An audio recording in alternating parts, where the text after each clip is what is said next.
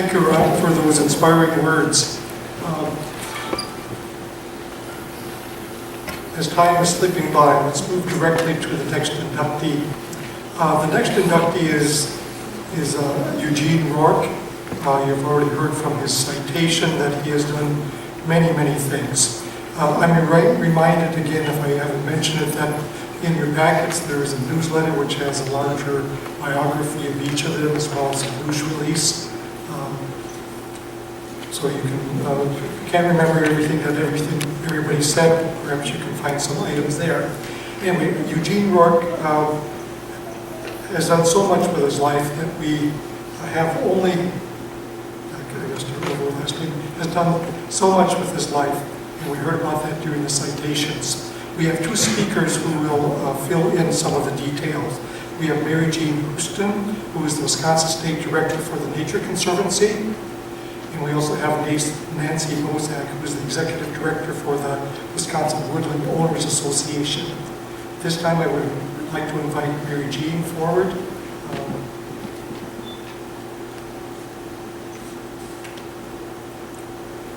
Before they get lost, there are some glasses up here. Was anybody needing those? One of our previous speakers. Thank you, Joe, and thanks to the Wisconsin Conservation Hall of Fame for this tremendous tradition to recognize our state's outstanding conservation leaders. And congratulations to the 3 inductees this year, and a special thanks to the family of Gene Roark, who traveled great distances to be here and help Gene celebrate, and to his friends and colleagues who are also here. Thank you so much for being here. So let's see, okay. So at the Nature Conservancy, when we learned back in December that Gene would be inducted into the Conservation Hall of Fame, a huge cheer went up throughout our 5 offices around the state. Gene is one of the 3 founders of the Nature Conservancy's program in Wisconsin, and he's a huge part of our success over the last 55 years. Back in 1959, Gene and his 2 co-founders, Dr. Joseph Hickey, who was inducted into the Hall of Fame years ago, and Dr. Hugh Iltis, were concerned that special places in nature were being lost in Wisconsin, and they felt that something should be done in our state before it was too late. As Gene once told me, we thought that if enough people of earnest goodwill got together, we could help save our lands and waters. So Gene was a busy graduate student at the time at the University of Wisconsin, and he was also a family man already. And he, in spite of that, he left Gene at home and hopped on the bus and went to the Conservancy's national meeting in Bloomington, Indiana. He got fired up by what he heard there, and he came back and talked to Joe Hickey and Hugh Iltis, and they sent out a flyer, an invitation to the members of the Wisconsin Academy of Sciences, Arts, and Letters to invite them to help save some of Wisconsin's landscape. And as they say, the rest is history.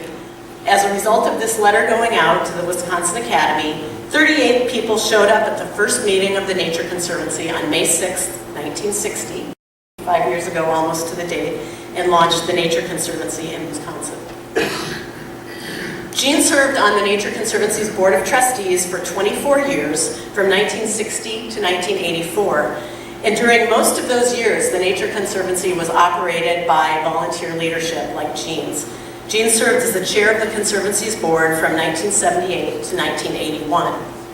And during those early years, Gene and his fellow trustees launched some of what would become the Nature Conservancy's highest priority projects in Wisconsin, places like the Baraboo Hills, the Door Peninsula, Chewauquee Prairie, and northern Wisconsin. By the time Gene left the board in 1984, the Conservancy had an office in Madison with 4 paid staff, and the organization had recruited 5,200 members in the state and had protected over 17,000 acres of forests, prairies, and wetlands in 83 different spots across Wisconsin.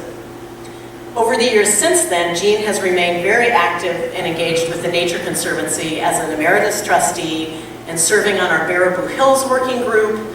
He serves on our conservation policy committee right now. He helps with fundraising, and he consistently advocates for good conservation policy and important funding. In his time with the Nature Conservancy, Gene has helped protect more than 230,000 acres of Wisconsin's most beautiful and diverse and ecologically important lands and waters. Some of these places are also near and dear to Gene's heart, including the Guido Roark Senior Tenderfoot Forest Reserve in Vilas County, shown here, where Gene spent many happy years tramping around as a young, footloose, and fancy-free boy. But not being content to protect bird habitat only in Wisconsin, Gene became a leader to also launch the Nature Conservancy's work in Nicaragua to protect rainforest habitat there. Gene served on the Nature Conservancy's Nicaragua Conservation Advisory Committee, and he traveled to Nicaragua twice in the 1990s with the Conservancy, sometimes under very challenging, very difficult conditions. He can tell you some stories over lunch. And he also helped spread the word back here at Wisconsin how important it is to protect habitat for our migrating birds and butterflies that we enjoy in the warmer months in their tropical habitats. In 1998, the Wisconsin chapter of the Nature Conservancy awarded Gene its highest honor, the Outstanding Achievement Award. But even as Gene dedicated so much of his time and life to the work of the Nature Conservancy, as you heard, he shared time and talents with many other organizations. We can't touch on all of them, but I'd like to share just a few of his other accomplishments. As I mentioned earlier, Gene is a bird lover, has been since he was a kid. He's a bird watcher. And he joined the Madison Audubon Society as a teenager in the 1940s. He wrote their newsletter for several years, and he served on their board, including the years the Society acquired Goose Pond, its first acquisition project in a very important place. In 2004, the Madison Audubon Society recognized Gene's contribution with its Environmentalist of the Year award. Gene joined the Dane County Conservation League in the 1950s and served as a board member, president, chairman of the Tree and Shrub Distribution Program, and he wrote the group's newsletter for that organization also for several years. In 1996, Gene received the league's Starkweather-Snyder Conservationist of the Year award. Gene has also served on the Wisconsin Wetland Association's Board of Directors since 2001 and as an emeritus board member since 2014. And so I asked Executive Director Tracy Hames for his thoughts about Gene, and Tracy's here with us today, but I'm going to speak on behalf of what Tracy had to say about Gene. Gene has the rare ability to know just who to bring together to address whatever issue is at hand. His extensive connections and respect throughout the conservation community make for effective partnership development. Vision, persistence, tireless service, and integrity are just a few of the words that come to my mind to describe Gene's service to Wisconsin's lands and waters. He is an inspiration to our staff and board, and we are beyond grateful for his long-standing commitment to our organization and to the conservation of Wisconsin's wetlands. Another important organization for which Gene has served as a leader is the Natural Heritage Land Trust. He served on the board from 1998 through 2005, and he was secretary for 2 years. This is a Dane County, Madison located group that does conservation work in multiple counties in central Wisconsin. Very important organization. And Jim Welsh is here with us today. In 2004, Gene and his wife Jean, along with his brother and sister, worked with the Natural Heritage Land Trust to place a conservation easement on land they own on Lake Wisconsin. Through their action, this easement protects the land and approximately 3,500 feet of shoreline on the lake from development forever. So I asked Jim Welsh, the executive director, for his thoughts about Gene, and here's what Jim told me. And Jim is here too, in the back right there. Jim says, I first met Gene in the early 1990s when I worked for the Nature Conservancy. Over the years, Gene has been one of my guiding lights. He helped me understand that one of the most critical elements for success in land conservation is how you treat landowners. So it was natural for Gene to lead our landowner outreach efforts in western Dane County in the landscape where Aldo Leopold's Riley Game Cooperative operated in the 1930s and 40s. This is a place where we are now working to protect this habitat. Gene also told me not to be timid when it comes to land conservation. When I was with the Nature Conservancy at a Baraboo Hills working group meeting in the late 1900s, after I presented what I thought was a huge land conservation strategy for the Nature Conservancy's work in the Baraboo Hills, Gene said something to the effect of, "That's pretty good, Jim, but you have to think big." So that is a good lesson, Jim says, and one I hope that I have learned from Gene. In Jim's comments, he mentioned the Riley Game Preserve in Dade County, and I want to say just a few words about Gene's connection to that land. When he was young, Gene's family lived in the Riley area and was friends with Aldo Leopold's family. Gene's dad was a professor at the university also, and he and Aldo Leopold were friends and were hunting companions. Gene tells a wonderful story about one day when he was a pretty young boy, he went out with his dad and Aldo Leopold to hunt pheasants. Gene was embarrassed. He couldn't hit the broadside of a barn, let alone a pheasant that day. But Aldo Leopold has his own embarrassing story from that day, which Gene can also tell you about. So I bring this up because Gene has accomplished so much in his lifetime and his career, but he has unfinished business, and he is continuing to work doggedly on the Riley Game Preserve to make sure those lands are protected in perpetuity. People leave their mark on the world in many ways, and Gene Roark has made a difference for the forests, the lakes, the wetlands, the rivers and prairies of Wisconsin, as well as the rainforests of Nicaragua, and the many birds, plants, and other species that depend on these places to survive. Personally, Gene is an inspiration to me, and I know I can say that for my colleagues in the Nature Conservancy and for the board and the emeritus trustees of our organization. Gene is a trusted advisor.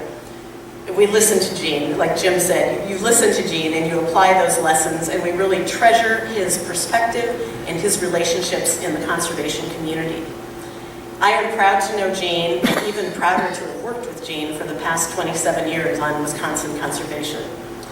So on behalf of all of us at the Nature Conservancy and the conservation community, Gene, we thank you for all you've done and all that you continue to do to protect the lands and waters of this state that we love. Thanks, Gene.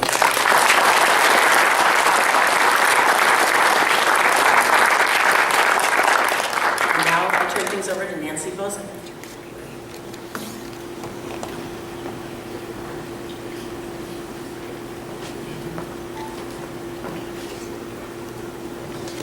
Good morning. Thank you for the opportunity to speak on behalf of Gene Roark on the occasion of his 2015 induction into the Wisconsin Conservation Hall of Fame. Thank you to the Hall of Fame members and governors for recognizing Gene's decades of work with many nonprofit organizations and his legacy in the field of conservation. A special thank you goes to his wife, Jean, for sharing their story. Her words can be found throughout my presentation. Thank you also to Jean and their two sons, Mike and David, for supporting and sharing in Gene's passion for Wisconsin's landscape. The conservation community in Wisconsin is indebted to you for your unselfishness in allowing Gene the time to share his talents. We know that many conservationists have been influenced by those around them, and Gene is no exception. A lifelong Wisconsinite, Gene's passion for the environment started at a young age. He was born in 1931 to Professor and Mrs. Raymond Roark. Professor Roark, an assistant professor in mechanics and civil engineering at the University of Wisconsin-Madison, was also known as an outdoor man with a deep interest in the conservation of natural resources. His parents, especially his father, took Gene hiking, camping, canoeing, and hunting. His father shared his love of wildlife and nature in general with Gene and his sister Nancy and brother Bill. The family enjoyed many outdoor activities on their undeveloped acreage on Lake Wisconsin. At a young age, Gene learned to identify birds. and joined the Madison Audubon Society on Bird Box. Mrs. R.A. Walker of the Madison chapter was instrumental in his developing an appreciation of birds and their identification. As we have heard, Gene also benefited from the family's friendship with the Aldo Leopold family. These experiences and many others helped him create an appreciation and love of the land. Aldo Leopold's philosophy of the land ethic has had a profound influence on Gene's ideas about the environment. Leopold's The Sand County Almanac was and continues to be an inspirational book for Gene. In 1953, Gene earned a bachelor degree of science in sociology, followed by service in the U.S. Army in the States and Germany. From 1957 to 59, he was a University of Wisconsin-Madison graduate student in the new program of conservation journalism under noted environmental educator Professor Clay Schoenfeld, Joint Professor of Journalism, Mass Communication, and Wildlife Ecology. As a graduate student, Gene and others joined efforts to save Bascom Woods from development. They were only partially successful as the new social science building was constructed. Much of Gene's professional career found him utilizing his journalistic training and his love of the outdoors. While in the Department of Natural Resources, he spent time in charge of press relations and later the tourism section. Years later, he became the chief of the Bureau of Vacation and Travel Services, now known as the Department of Tourism. Today, we honor him as a Wisconsin citizen who not only cares deeply about conservation, but took action daily to improve conservation efforts in the state of Wisconsin. I met Gene in 1995 when I came to work for the Wisconsin Woodland Owners Association. Even 20 years ago, I was impressed with his knowledge of and participation in citizen-led conservation efforts throughout Wisconsin. He seemed to know everyone, and they knew him. His ability to remember the history of conservation efforts in Wisconsin while incorporating Leopold's holistic philosophy of the land ethic and his willingness to share his vision with newly forming conservation organizations helped to grow some of Wisconsin's most well-known conservation associations. It is hard to believe that one man, even when retired, had time to accomplish so much. The 1980s and 1990s were a busy time for environmentalism in Wisconsin. New conservation organizations were being formed, and Gene was there to share his expertise and talents by serving on boards of directors, creating and writing newsletters, leading legislative efforts, and encouraging these organizations to work together. I offer Gene's work with the Wisconsin Woodland Owners Association, or WOA, as an example of his service to Wisconsin's conservation efforts. Gene joined WOA in 1979 as it was forming. Gene shared his journalism background with WOA from the beginning. Our newsletter committee started in 1980. Over time, the sheets of paper became a newsletter, and then a quarterly 44-page magazine titled Wisconsin Woodlands. Through all of these changes, Gene served on our publication committee, attending meetings, providing advice on magazine content, offering to write pieces, and making suggestions for future topics and authors for issues. Encouraging the committee to expand its coverage beyond woodland management to reflect nature's diversity within our woodlands is just one of his legacies. For 34 years, he helped create and guide our award-winning publication, making him the longest-serving publications committee member. In 1995, Gene was elected to WOA's board of directors. In the early years, he once asked me if WOA was ready for someone like him. While he might not have thought we were at the time, I hope he realizes that he has been instrumental in helping us develop a vision wider than just the trees. As WOA grew, Gene often volunteered to represent private woodland owner interests at many organizational meetings he attended. He retired from WOA's board of directors 18 years later in 2013 as our longest-serving board member. From 1996 to 2012, Gene chaired our Government Affairs Committee. Under his leadership, we worked to increase WOA members' awareness of legislative issues by coordinating efforts with our publication committee. Gene frequently met with and befriended DNR secretaries and chief state foresters, in addition to other state government employees at all levels. Gene always had time to discuss any issues that impacted woodland owners or our natural resources. Through Gene's work, WOA had an opportunity to have a voice in a variety of woodland issues. DNR issues such as the creation of the Wisconsin Forest Landowner Grant Program, DNR's forestry account spending, declining DNR forestry technical assistance provided to private woodland owners, and revisions to the managed forest law too numerous to count were some of the items he tackled. Gene was also well known in the halls of the Capitol, taking time to establish relationships with legislators and their aides.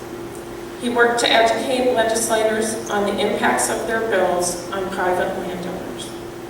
Bills covering a variety of topics, including DNR reorganization, the right to practice forestry, timber theft, use value assessment, fencing laws, and the impacts of the deer herd on the woodlands were discussed. While the world moved into the personal computer age and correspondence came to the WOA office via email, Gene continued to communicate his thoughts, sometimes lengthy, by longhand on yellow-lined notepad paper. As the recipient of many of these letters to be typed and sent out on WOA's behalf, I was always impressed that Gene could clearly communicate and express his thoughts without error. His service in the government affairs arena was extensive, so I will just mention a few examples. Governor's Council on Invasive Species Regulatory Committee, Wisconsin Council on Forestry Advisory Committee on Forest Invasives, Wisconsin Legislative Study Committee on a review of the Managed Forest Law Program, Governor's Task Force on Global Warming, Forestry and Agricultural Work Group, and the Wisconsin Forest Sustainability Framework Advisory Committee. In his free time, he also participated in two of WOA's local chapters, the Bad Axe and the Black Hawk. He served as the Bad Axe chapter's secretary-treasurer for at least 3 years and edited the chapter newsletter. Did I mention that Gene not only talks the talk, but he walks the walk on his own land? In addition to his work with numerous conservation organizations, he has been a good steward of the land he owns. Gene describes his philosophy of woodland management by explaining that he is a tree hugger with chainsaw in hand. Mary Jean already mentioned the land on Lake Wisconsin. Gene and his wife planted hundreds of white pine and white cedar, along with native shrubs for wildlife to improve this degraded woods and farmland. In 1973, Gene and his wife purchased 120 acres of old farmland and woods in northern Richland County.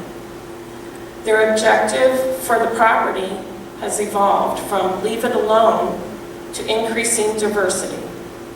Thousands of trees, including red oak, black walnut, and white pine, have been planted by the family. 4 timber sales have taken place, yet many of the largest and most valuable trees remain. Regular deer hunting by family and friends has helped keep the deer population in check, and hundreds of tree shelters have been used to protect seedlings and other plants from the deer. Prairie grasses and native forbs have been planted in several open areas to recreate pre-settlement plant communities. This secluded land of hills, streams, rock outcroppings, woods, fields, wildflower, and wildlife is a great source of enjoyment for the Roark family. In 1998, Richland County Land Conservation Commission presented them with the Forestry Improvement Award. Gene's unending dedication to a variety of conservation organizations has not gone unnoticed, and Mary Jean mentioned a few of the awards that he has received. I have a few more. In 2003, Gene was presented with the Wisconsin Woodland Owners Association's Distinguished Service Award. In 2008, he was awarded the Invader Crusader Award from the Invasive Plants Association of Wisconsin and Friend of Forestry from DNR Division of Forestry. Frequently we miss when history is being made because we only see our own small world. It is only over time, through the lens of the future, looking back, that key turning points are often noted for all time. However, today, the Wisconsin Conservation Hall of Fame confirms with their decision to induct Gene Roark what I and many others have witnessed and admired over many, many years. Gene possesses an environmental ethic and conservation wisdom beyond his years. While Leopold's land ethic has inspired Gene, it is Gene who has inspired a whole new generation of conservationists. Thank you, Gene.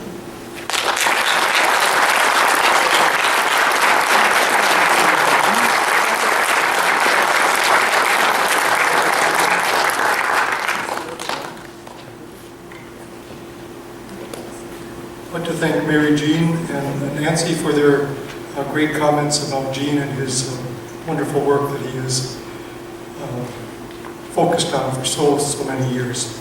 As I indicated earlier, we also recognize and appreciate all the work he's done with the Conservation Hall of Fame by serving as president and on the board of directors. It is at this time that we would do the unveiling of the plaque, and then we'll ask Gene to say a few words.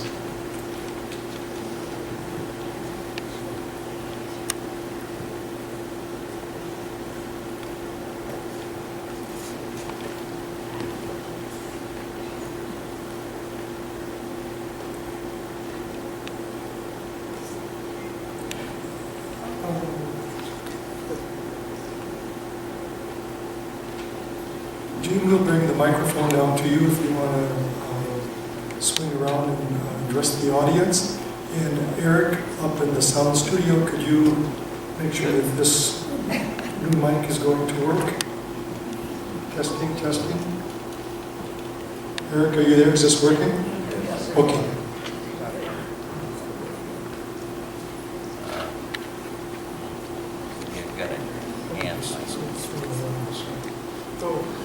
Gene, on behalf of the Wisconsin Conservation Hall of Fame, you see that your name and your image will be in the Hall of Fame, and we're going to keep the plaque, so we've given you a replica of that. So thank you very, very much.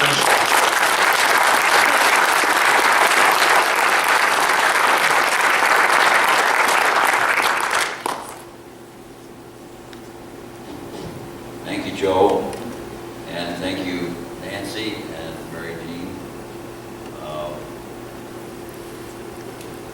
Hard to recognize myself in all of that. But I have to say it's extremely gratifying to be here today and see so many people I know and worked with to one degree or another. And I've enjoyed every minute of it.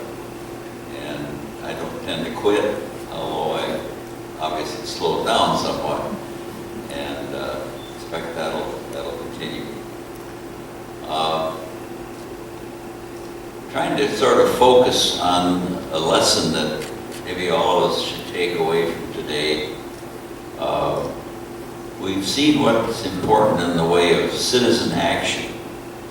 And, you know, it's awfully easy to join an organization and go to the meetings, read the newsletter, and go on some field trips and all of those things, but we need more than that. We need people to really get involved. And those who are actively involved in environmental, natural resource protection, management, I think of George Meyer there, who spent a lifetime.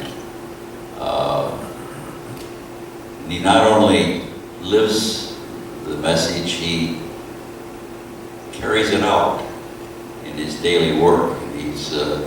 He could easily have retired from his state job and gone and spent the rest of the time fishing and hunting, but he got himself a job with the Wildlife Federation, and he's busier than ever. And there are other people here in the room who could kind of sit back and relax and say, well, I've done my duty, done my stint, but let's not quit. There's lots of things going on in Madison right now, and certainly in Washington, that really demand our attention. And it won't happen unless we buckle down and do it. So I hope that the conversation you've heard today will maybe inspire all of us to keep at it, stick with it. And we all know somebody who has influence in the legislature, and we should use our influence to influence them to do the right thing. Believe me, there are plenty of people working on the other side of these issues, and they'll win if we don't become more active, more involved. We can do it as members of organizations, as I've tried to do, or we can do it as individuals, or we can do both. And I hope we will. I am joining some wonderful company. As it was pointed out, I was fortunate enough to actually know personally Aldo Leopold and actually hunt with him. There's a reference made to my one real hunting experience with Aldo Leopold when I was about 13. I had a single shot Stevens shotgun, 20 gauge shotgun, and with a shooting preserve so we could shoot hens. And I shot at a bunch of hens, missed them all. And Aldo Leopold said to me, sort of, what's the expression, sotto voce, very quietly, he said, Gene, the reason you're missing is that you're shooting from the hip. Well, of course, I was at that age where I was very sensitive to criticism from my elders. And I remember feeling shamed by this august gentleman who was a good friend of my father's, kind of hard for a kid to get to know. And the rest of the morning I suffered in silence. But then a little while later, his favorite dog, who was a German short-haired pointer, locked onto a little clump of cover. And we all thought, well, there'll be a big rooster pheasant come bolting out of that clump of whatever it was, sedges or something. Because the dog was on this beautiful point. All of a sudden, the big yellow cat bolted out of this cover and ran off. We didn't shoot it. Should have done. There was no pheasant. And I kind of felt like I'd gotten even. I don't know. I don't know who looked more embarrassed, the dog or Aldo. But the rest of the day was uneventful. It was the only opportunity I had to hunt with Leopold. I did have other contacts with him because he was a very close friend of my father's, and Mrs. Leopold was a close friend of my mother's, and I even got to sleep in the shack one time. So I've been influenced by some wonderful people, people like Bill Shorter and Joe Haiti and others that I've known, and some I've known only by reputation.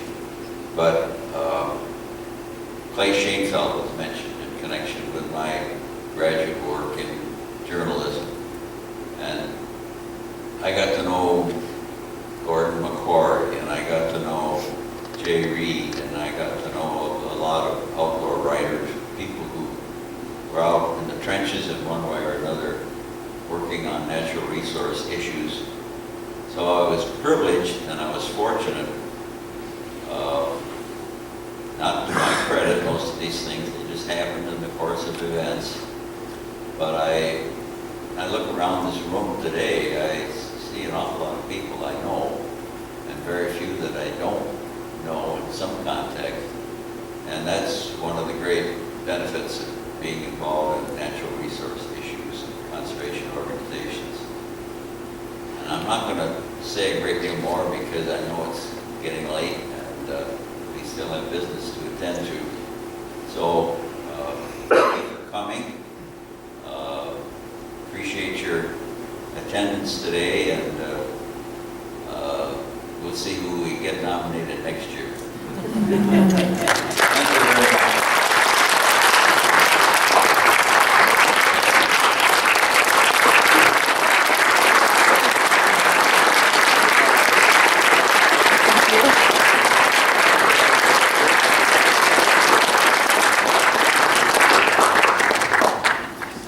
Thank you, Gene, for those kind words and inspiring words.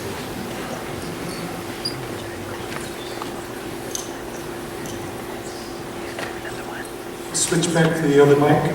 Thank you.